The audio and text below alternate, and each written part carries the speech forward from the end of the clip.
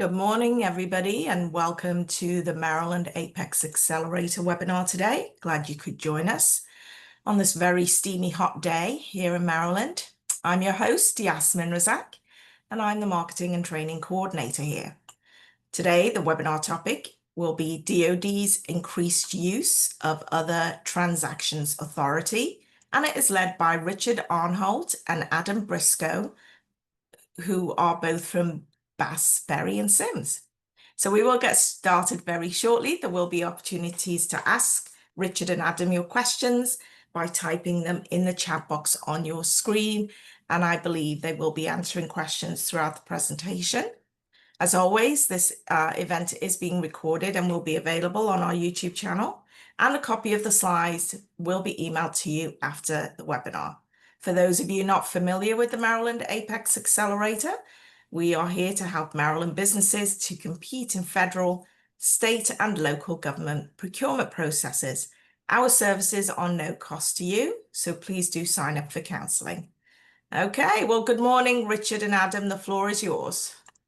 Good morning, Yasmin. Thank you so much for that introduction, and good morning to everyone else. Thank you for joining this morning for this discussion about other transactions authority. I'm Richard Arnholt, a partner in the government contracts practice group at Bass, Berry & Sims. For those of you who aren't familiar with my firm, we're a full-service law firm with over 300 attorneys across the country. Our clients include public and private businesses ranging from small and emerging businesses just entering government markets to Fortune 500 companies with incredibly complex government contracting issues.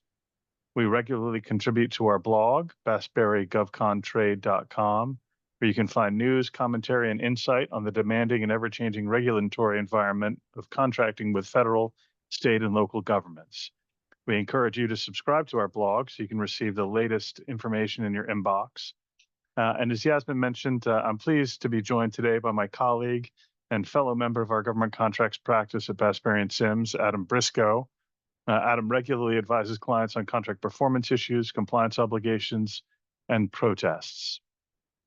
Today, we're going to cover a number of topics on the other transactions issue.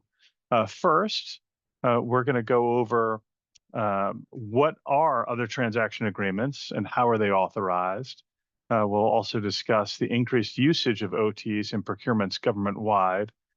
This looks like it's going to be a particular focus of the Trump administration and the Department of Defense for the next couple of years. We'll also discuss what types of work these other transaction agreements can be used for, and whether OT agreements are subject to the standard government contract terms and conditions. We'll briefly cover other transaction consortia, which is an increased form that's being used to award these other transaction agreements. And we'll then talk at the end about claims and protests of other transaction awards. These are incredibly flexible instruments, but if there's one sort of downside to OTs, it's that there are some limitations, as we'll discuss on protest authority. So what are other transactions? So this is authority that the government is given by statute to enter into a legal instrument other than a procurement contract, grant, or cooperative agreement. This OT concept was originally created by a gentleman named Paul Dembling, who had a hand in the NASA authorization, the original statute setting up that entity. And he thought that it would be important, given NASA's mission, to give it a more flexible tool for procuring the goods and services that it might need for space missions. OTs were expanded to DARPA in 1989, and then expanded to other agencies within DoD in 1996. Since then, it's expanded to the Department of Energy, the FAA, DOT, Department of Homeland Security, and others. For DoD, there are two main statutes, 10 U.S.C. 4021 for research OTAs, and 10 U.S.C. 4022 for prototype OTAs. And as I mentioned, there are only certain federal agencies that are authorized to enter into OTs, and the form of those agreements can differ quite substantially from agency to agency. Most of these agencies, NASA, TSA, NIH, for example, have pretty broad authorizing statutes, but there are still some limitations on what they can do with these agreements, particularly when it comes to acquiring goods or services for the federal government's direct benefit, as that falls under the Federal Grants and Cooperative Agreements Act. DoD has a similar authority to these other agencies for carrying out basic, applied, and advanced research projects, but it has something these other agencies do not. And that's a specific authority to use OTAs to carry out prototype projects that are directly relevant to DoD's mission.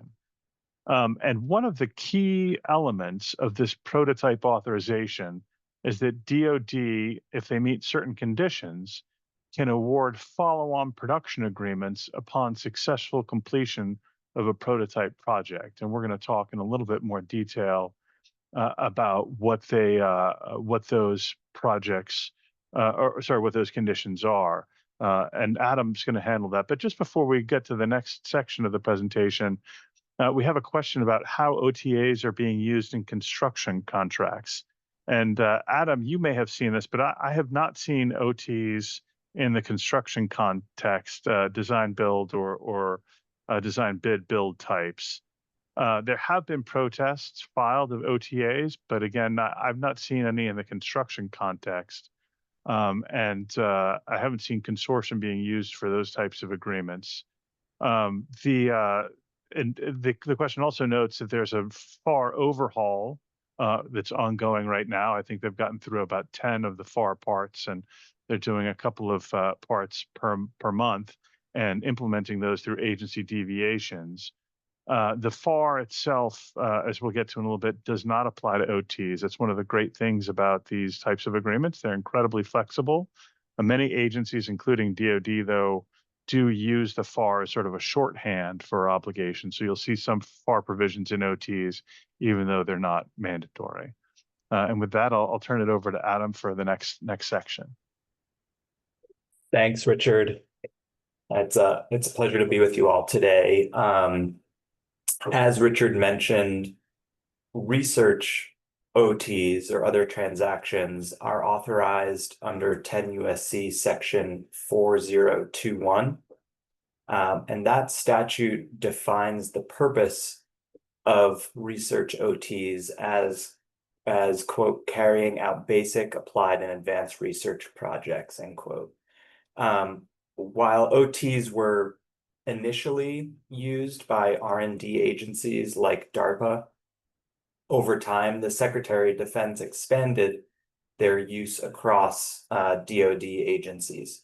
And just in practical terms, this means that agencies now have the flexibility to fund innovative research outside many of the traditional procurement rules. And as we note here in the last bullet point, support accounts rather than appropriations or individual appropriations from Congress exist to ensure that projects are properly financed and aligned with DoD's needs. An OT for research focuses on preventing duplication efforts whenever possible. And that is why under the law, there must be a concerted effort to avoid repeating research that already exists. Also, there's a general 50-50 cost share requirement to the extent practicable. And this cost sharing aspect essentially encourages private industry partners, academia, and nonprofits to have a real genuine stake in the success of the research project as well. Now we come to the purpose of prototype OTs, which, as Richard covered, are authorized under 10 U.S.C. section 4022.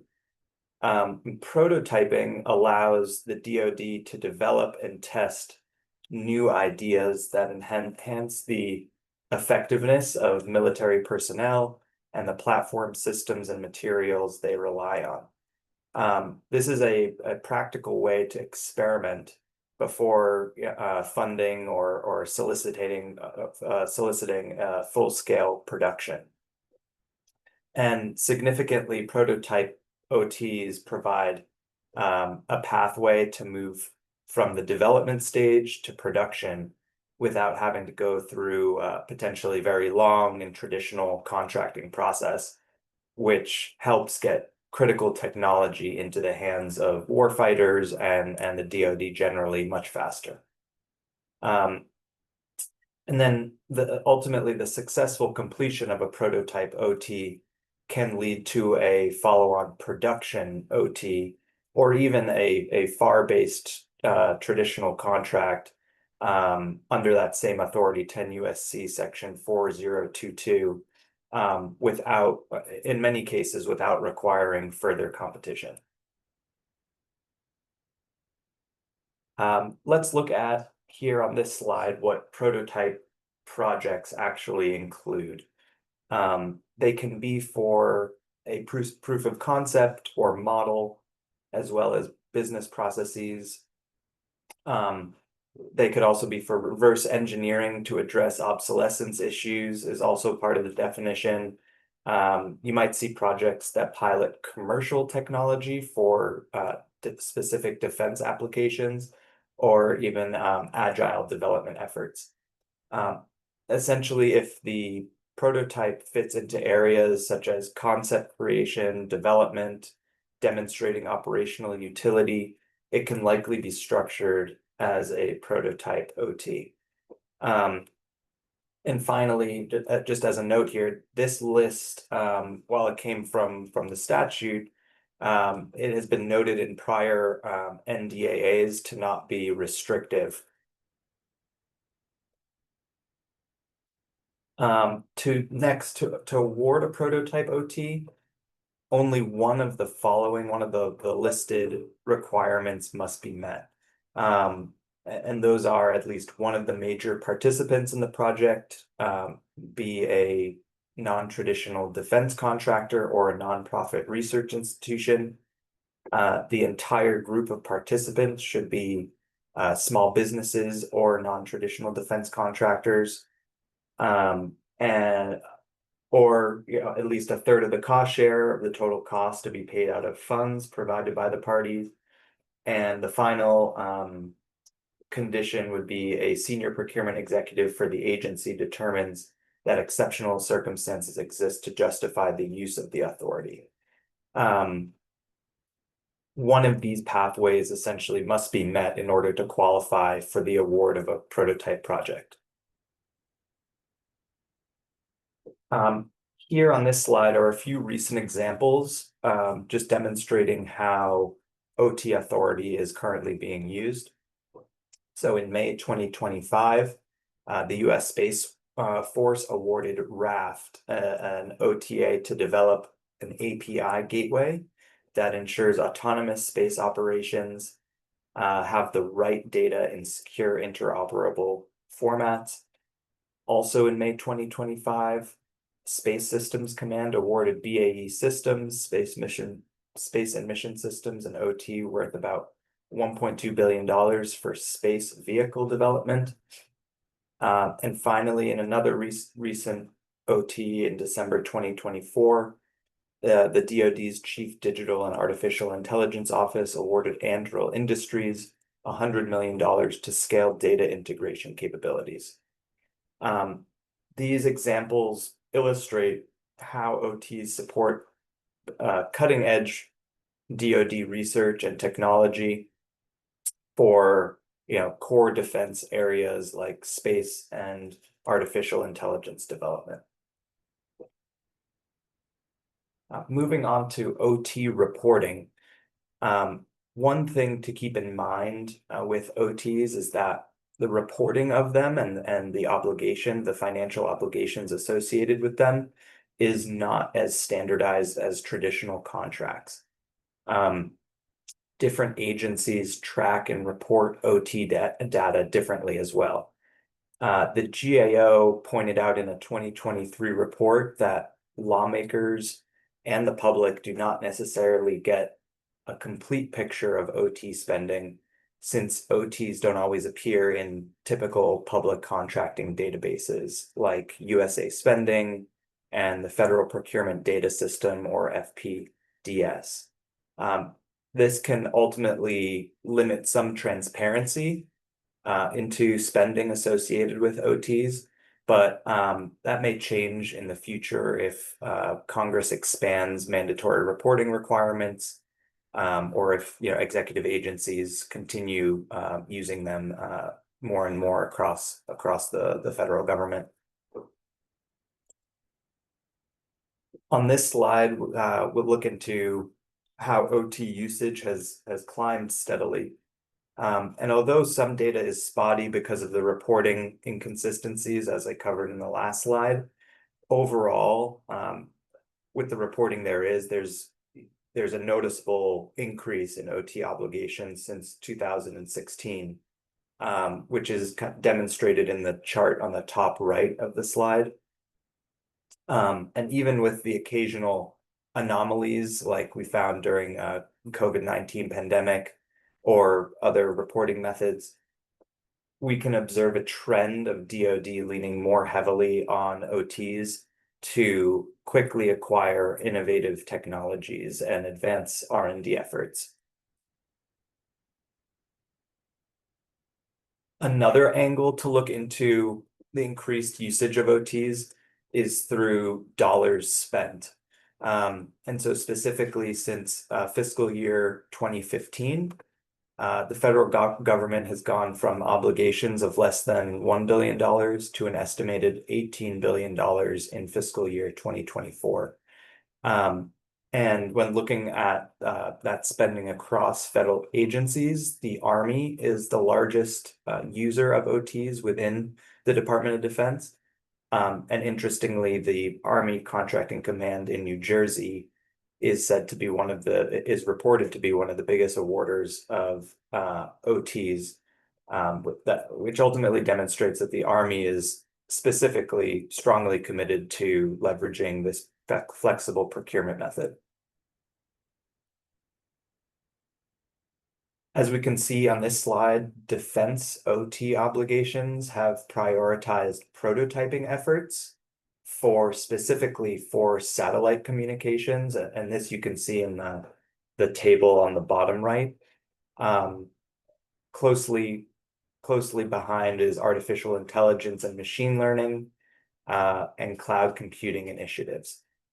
The rationale here is that these areas are rapidly evolving technologically and difficult to address through more traditional contracts, especially in the time that it takes to award a traditional contract, and the technical advancements that could happen in that long period that would take to advance a traditional procurement. And so here, ultimately, OTs let the DoD move quickly when adopting commercial technology for defense applications. And now I'll hand it back to Richard to cover the concept and requirements of non-traditional defense contractors and a little on the follow-on production OTs.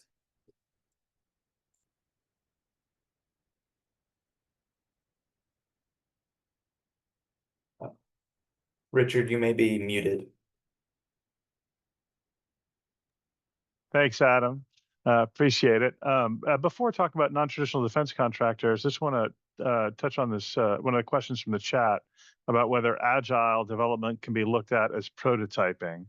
I think the question is probably specific to the software world where agile development is used quite frequently, and I think just generally talks about rapid sort of iterative development in software, and that approach to development, if it's a new technology, can certainly be used to justify the use of an OTA prototype award. So, I think the answer is yes. Can agile be looked at as prototyping? Well, I think agile is one of the methods used to rapidly develop new technologies, which is something the OTAs tool is really focused on. for the Department of Defense. And now we're going to just talk briefly about a concept that was raised on the 10th slide. As Adam mentioned, there are 4 requirements for the use of a prototype OTA with regard to the nature of the entities that are going to be awarded that agreement. And one of the requirements is that at least one non-traditional defense contractor or nonprofit research institution must participate to a significant extent in the prototype project. This non-traditional defense contractor definition, although lengthy, is very, very broad and has been used by a number of traditional defense contractors to establish divisions that can compete for these OTAs. So, although it says non-traditional defense contractor, entities like Lockheed Martin, General Dynamics, and others have divisions that are competing for these agreements. In accordance with the statute cited there, 10 U.S.C. 3014, an NDC is an entity that's not currently performing and has not performed for at least the 1-year period preceding the solicitation of sources by DoD for that procurement, any contract or subcontract for DoD that is subject to full coverage under the cost accounting standards, or CAS. Now, full CAS coverage can apply to a corporate entity or to a business unit. So if a company is careful to establish a business unit that doesn't compete for any CAS covered contracts or hold any CAS covered contracts, then it would be able to be eligible for an OTA as long as that unit participates to a significant extent. And if we could just go to the next slide, please, Adam. Thanks. So full CAS coverage under CAS would apply if a business unit receives a single CAS covered contract award of $50 million or more, or receive $50 million or more in net CAS covered awards during its preceding cost accounting period. A non-traditional defense contractor can be at the prime level, can be a team member, subawardee, lower tier vendor, or intra-company business unit, as long as it's participating to a significant extent. Many teaming arrangements are permitted, including award to a single company, a joint venture, a partnership, a consortium, which we'll talk about a little bit more in a few minutes, through its members or authorized agent, or a prime performer with subcontract relationships. Again, the key is participating to a significant extent. Now, this definition is intentionally broad. Status, importantly, is determined at the time of the solicitation and applies to the duration of the prototype agreement period of performance and for any in-scope work modified under the same agreement. So it's theoretically possible that an entity may be awarded an OTA based on its non-traditional defense contractor status or the non-traditional status of a participant. And during the period of performance of that prototype OTA, it may take on CAS covered full CAS covered work, and then no longer qualify. But based on the way this is set up, the status would apply for the period of performance based on whether it qualified at the time of solicitation. There's no prescribed method for validating an entity's non-traditional defense contractor status. And the government can run a federal procurement data system report against the CAS clause code to validate whether or not that entity has any CAS covered contracts within the 12 months preceding the release of the solicitation. I have seen OTA agreements with consortia that require evidence of meeting the non-traditional defense contractor status, if that's the basis of qualification for the OTA, at the time of a follow-on, before a follow-on procurement contract is awarded, which is a little strange because we're going to talk about here on the next slide. I think that's not necessary.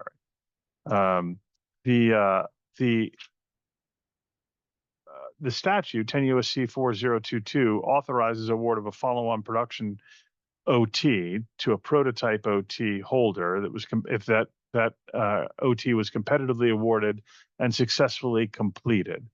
And as I mentioned earlier, from the government's perspective, this is really probably the most attractive feature of this DoD OT authority, because the government often spends many months or even years trying to make major awards. Protests, as helpful as they are to our procurement system, can delay significant awards for many years. In the OT context, protests are limited. Also, the ability of the government to have a very limited competition just among prototype OT holders speeds this along as well. While the requirement to provide notice of a follow-on production in the solicitation of the initial prototype and the agreement has been since superseded under recent legislation, this is still considered to be best practice. Follow-on production contracts are not subject to the participant requirements at 10 U.S.C. 4022F. And that's the non-traditional defense contractor status or small businesses and so on, but they'll be awarded to the parties in the prototype OT agreement. As I was mentioning earlier, that essentially means that an entity can be awarded a prototype OT based on its non-traditional defense contractor status, become full CAS covered during performance of that prototype OT, but still be eligible for the follow-on award, which is why it makes it strange that consortium might require verification of non-traditional defense contractor status prior to the award of a follow-on production contract.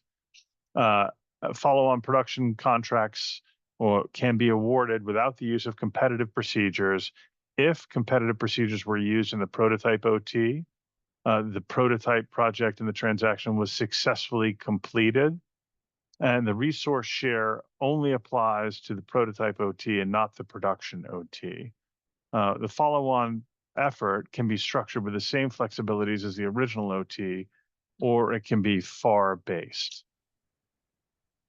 And with that, I'll turn it back over to Adam to cover some of the OT terms. Thanks, Richard. So as Richard mentioned at the outset of the presentation, one of the most significant advantages of OTs is the flexibility associated with them.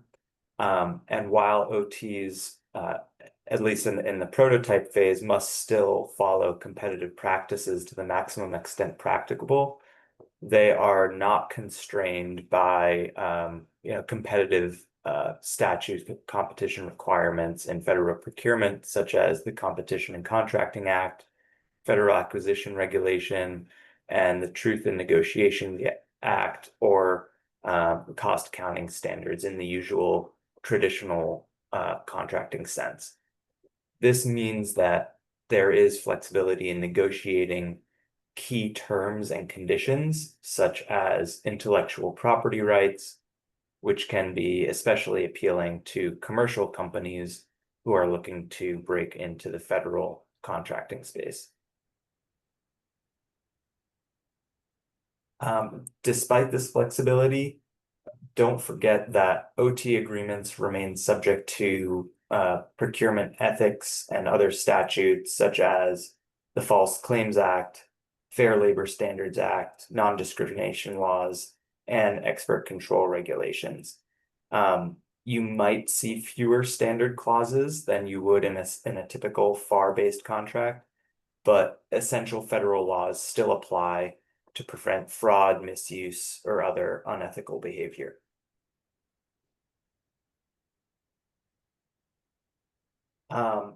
Now, as Richard mentioned once or twice, OT consortia, we can dive in a little bit into them now.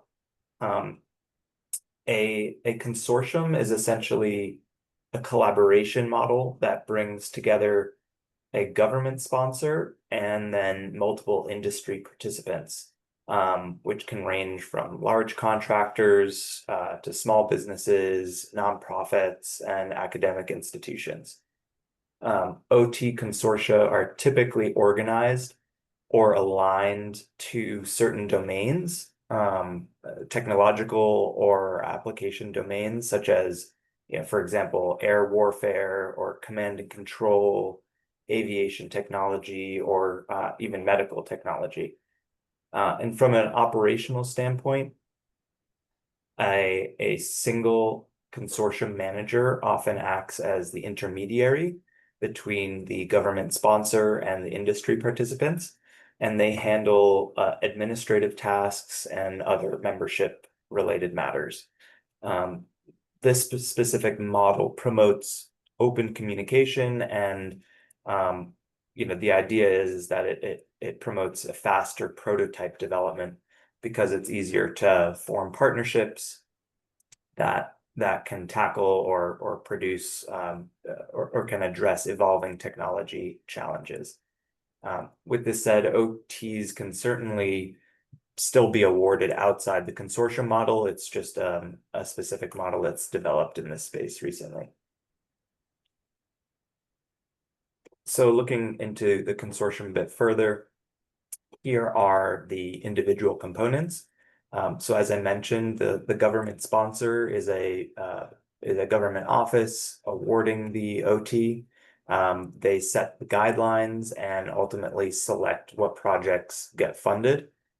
The consortium manager then handles all the day-to-day administrative tasks, such as gathering white papers and proposals. Lastly, the consortium membership itself is open to qualifying United States entities that want to collaborate. And as discussed in the previous slide, this structure is meant to harness innovative solutions quickly and effectively. Here on this slide are a few large OT consortium that exist in this space currently. The National Spectrum Consortium is the first one listed there, and that supports technology development for expanding electromagnetic spectrum usage, including 5G innovations, and I'm sure moving forward to 6G and the next iterations as well. This Space Enterprise Consortium, or SPEC, has been particularly active in the space technology domain, and they've awarded more than $3 billion across a variety of projects. And then finally listed is the Cornerstone Consortium, and this consortium helps maintain a resilient defense industrial base by connecting different manufacturing sectors.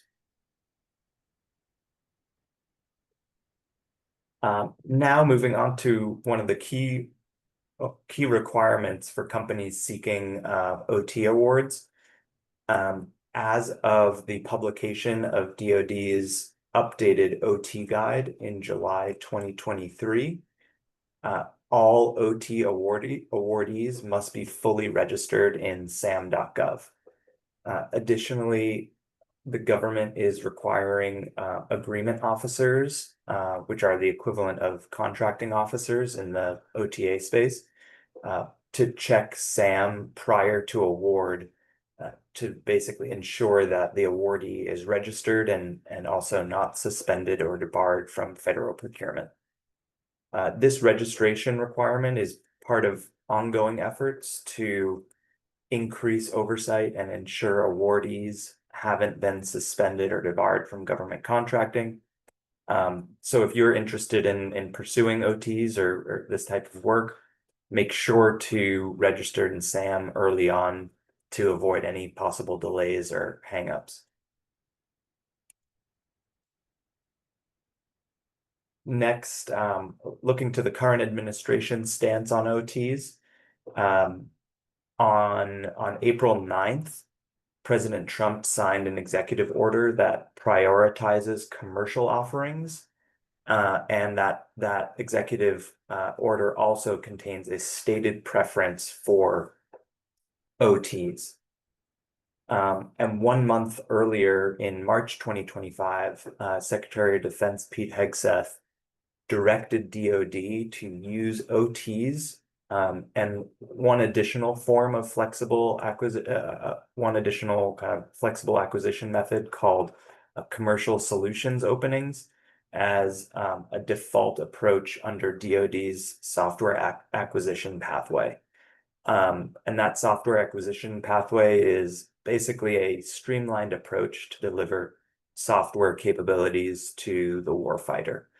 And these policy announcements are consistent with DoD's broader push to bring new tech and commercial-based companies or startup companies into the defense sphere as quickly as possible.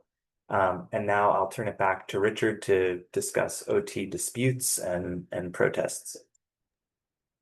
Hey, thanks very much, Adam. And just before getting to that, I want to address another interesting question we have here regarding construction contracts and OTs. The question mentions that the U.S. Army Corps of Engineers and Naval Facilities Engineering Systems Command perform various types of construction contracts using MILCON funding. And asks whether there's going to be new rules or regulations that are going to be developed in using OTAs for construction contracts for use and the use of MILCON funds. So as I mentioned earlier, I've not heard of OTs being used in construction contracts because I think it may be difficult. I mean, typically construction contracts are, we need this building, please come and build it for us. We need a bridge, we need a road. So not be difficult to imagine how those could be described as prototype projects, but there certainly are prototypes in the construction sector. For example, the use of 3D printing to manufacture houses or other structures. Enormous, essentially 3D printers using concrete and other materials to manufacture structures quickly. And you could see how that could be awarded as a prototype project with a potential follow-on award of the production effort. So I think there are some circumstances in which a construction effort could be defined as a prototype effort. And again, the terms in the statute are fairly broad. One of which is a pilot or novel application of commercial technologies for defense purposes. So if there's some construction effort the Department of Defense needs, like rapid bridge building, rapid road building, that sort of thing, in challenging environments, that may be something that they would look at for an OT award. I will also note that the OT guide that is a helpful publication, most recently updated in July 2023. That's published by the Office of the Under Secretary of Defense for Acquisition and Sustainment. Does reference that pretty much any type of funding can be used for an OT effort. At the bottom of page 15, it states that OTs for prototype projects are not necessarily limited to one type of funding. The appropriate funding type, including RDT&E, procurement, operations and maintenance appropriations, or even military construction, depends on the scope of the requirement and stage of the prototype. So if you have the unusual circumstance that a construction effort could be viewed as and qualify as a prototype under one of the 6 provisions that Adam covered on slide 9, I think that it could be used in the construction context. And if we become aware of sample OTAs that are being developed or that have been issued for construction, we can certainly forward those on to Yasmin or distribute them to the people who've expressed interest in that topic during this presentation. And with that, we'll get back to this topic, disputes. So as I mentioned sort of at the beginning, OTs are a terrific flexible instrument that allow the government to enter into these R&D or prototype contracts with terms that are maybe the private sector is maybe more comfortable with, right? They're not stuck with using the Federal Acquisition Regulation and the DoD FAR supplement, the DFARS. And sometimes cutting edge companies, focused on software, robotics, and other areas, developmental areas, may be less willing to enter into a traditional FAR-based government procurement contract. These are helpful, but there is some question, particularly with regard to protests, of authority of tribunals to review them, to take jurisdiction and review them. And I think that is sort of a something that may be holding more participants back from engaging in this market. First, with claims, claims under OTAs are not subject to the Contract Disputes Act. So you're not subject to the requirement that you've got to submit your claim to the contracting officer. The contracting officer has I think 60 days to review that claim. And then if the claim is denied or deemed denied, then you would have the right to go to the boards of contract appeals. For DoD, that's the Armed Services Board of Contract Appeals, or the Court of Federal Claims. The OTs are not subject to the Contract Disputes Act. So what happens if you have a dispute with the government in an other transaction under other transaction agreement? So let's say, for example, you agreed to perform a certain scope of work, and the government demanded additional scope and claimed you were responsible for doing that with no cost. Well, you could file a claim or seek additional compensation at the Court of Federal Claims. Disputes arising under other OTs are generally governed by the terms and conditions negotiated in the specific agreement. But in Spectre Corporation versus the United States, the Court of Federal Claims confirmed that it has jurisdiction over disputes under these OT agreements. So there is an opportunity to go to court and have your dispute litigated. There have been a couple of cases now. In addition to Spectre, there's another Independent Rough Terrain Center LLC versus the United States from July of last year.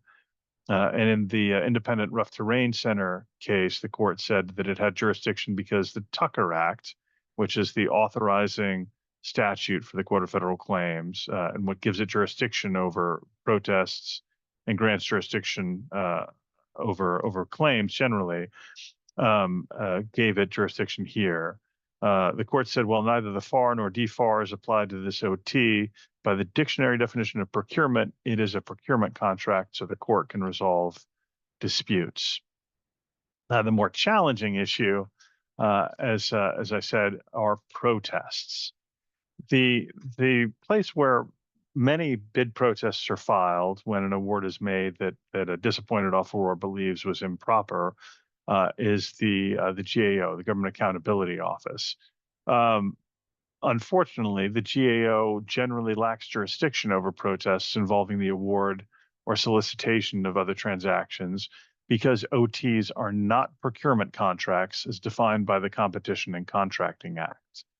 There are, however, limited circumstances where the GAO will consider OT protests, but that is only if the protest alleges that an agency improperly used its OT authority.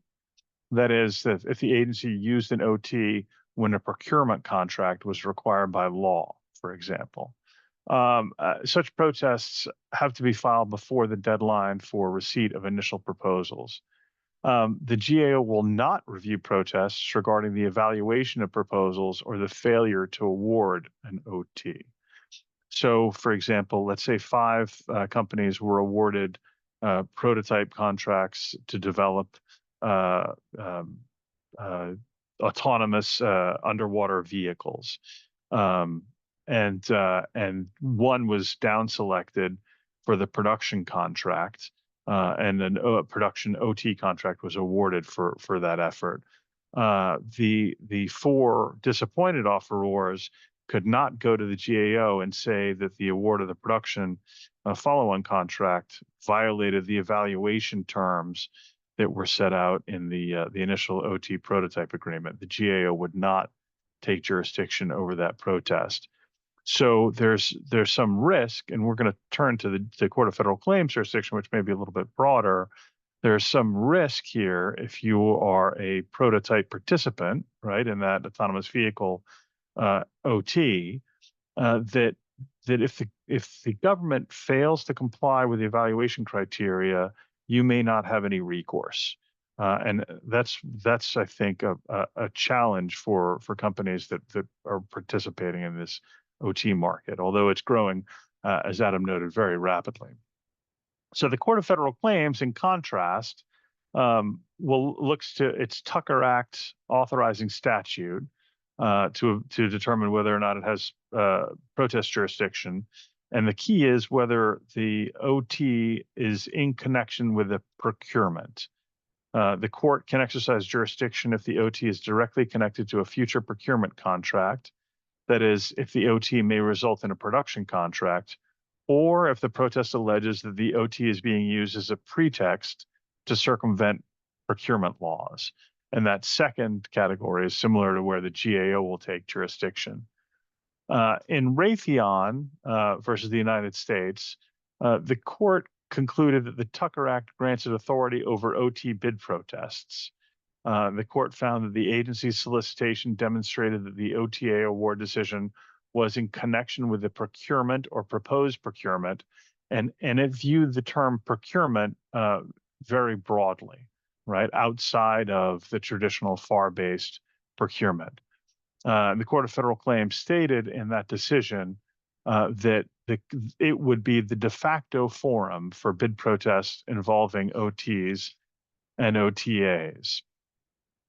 While that was helpful, I think the court brought that into question a little bit in a more recent decision, Telestro Group LLC versus the United States and Accenture Federal Services. In that case, the court held that in the context of an other transactions agreement, the court's jurisdiction under the Tucker Act is limited to 4 circumstances.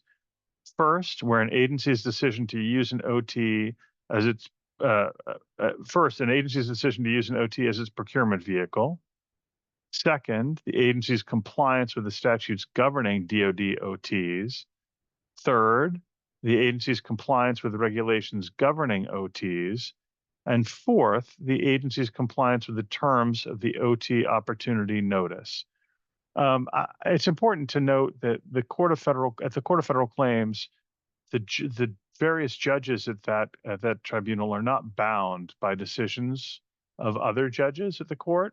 The Federal Circuit has appellate jurisdiction over the Court of Federal Claims. All judges at the court are bound by Federal Circuit decisions, but we don't yet have clear guidance from the Federal Circuit about protest jurisdiction of the court. I think that will probably be coming in the next couple of years and will be tremendously helpful to industry looking to participate in OTs, so they have more certainty about what their rights would be to challenge awards they view to be improper. There is a last category of potential protest jurisdiction, and that is at the agency issuing the OT award. Agencies issuing OT solicitations may permit agency-level protests of the OT solicitation, evaluation, or award. And they're encouraged by the OT guide that I mentioned a few minutes ago to describe the agency-level protest procedures in the OT solicitation. If there's no explanation of protest procedures in the OT solicitation, OT offerors cannot be certain that the agency will entertain an agency-level protest if one is submitted. That said, if there is a clear error or a disappointed offeror believes there's a clear error in the award of, for example, a follow-on production contract, in my experience, agencies tend to listen. So if there's questions about jurisdiction, the company doesn't want to file a protest at the Court of Federal Claims, filing an agency-level protest may be something to consider.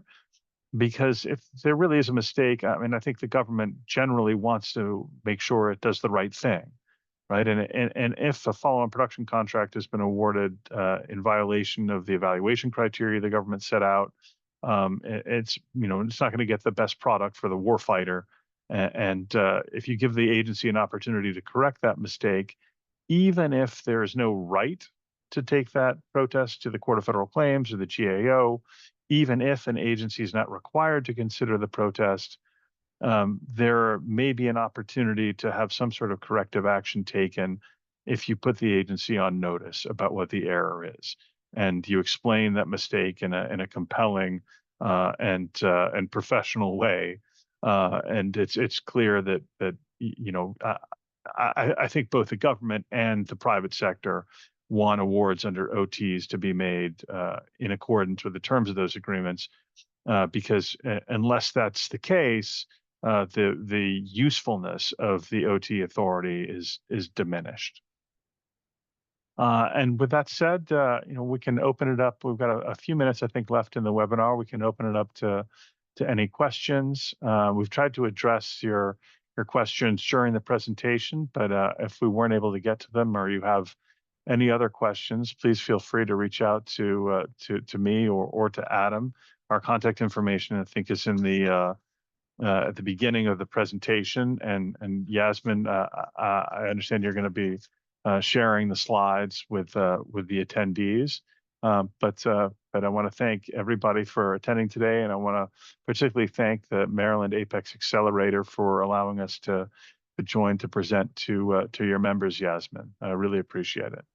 Thank you so much, Richard and Adam. That was excellent as always. We love having you guys here to oh, I see they've added new emojis or whatever to Zoom. Every time I log on to Zoom, there's some hand clapping and stuff going on. So yeah, excellent. Excellent. Can Yeah, you I see appreciate that. see that, or is that just me? I hadn't seen that before. That's fantastic. I really appreciate it. That's very That's kind a of you. nice touch. That's a nice touch. So yes, as Richard stated, I will be sending the slides and the recording to you shortly. And of course, if you have any follow-up questions or want further information, you will have Richard and Adam's contact information on the deck there for you. Or if you want to share the deck with your colleagues, that's fine too. So yeah, it doesn't look like there are any other questions. So obviously you guys did such a thorough job. So I'd like to thank you both for doing Thanks, that. guys. There's one quick response to a question about what situations would be best to reach out to Bassberry and Sims. Our government contracts group provides sort of compliance guidance, but also we assist with litigation, whether it be protests or claims or prime sub disputes. Essentially, any legal issue relating to your agreements with governmental entities, the sorts of things that we handle. But we have colleagues. As I said, we're a full service firm and have colleagues in a number of other groups as well, corporate and IP and labor and employment and so on. But thank you again, Yasmin, and thanks to all the folks who joined on this the hot DC morning. Really appreciate it. Thank you so much, guys. I believe we have you back in the new year to talk some more GovCon legal stuff for us and explain it all in plain English. So we look forward to that. So yeah, have a great summer. Take care, everybody, and we will see you all again very soon. Bye-bye. Take care. Goodbye.